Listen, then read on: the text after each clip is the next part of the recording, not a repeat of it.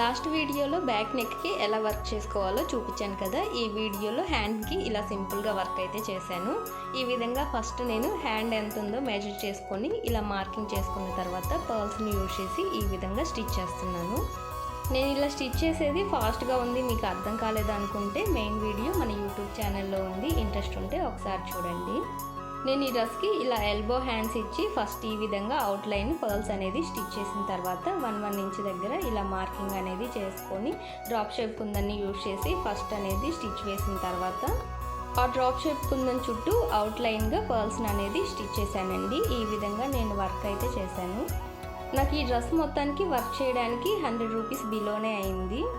మనము 1 or 2 days ఈ వర్క్కి టైం అనేది స్పెండ్ చేసామంటే చాలా అందంగా డిజైన్ చేసుకోవచ్చు. మనం ఎంత ఎక్కువ టైం స్పెండ్ చేసామంటే అంత వర్క్ అనేది నీట్ ఫినిషింగ్ ఉంటుంది, హెవీగా కూడా చేసుకోవచ్చు.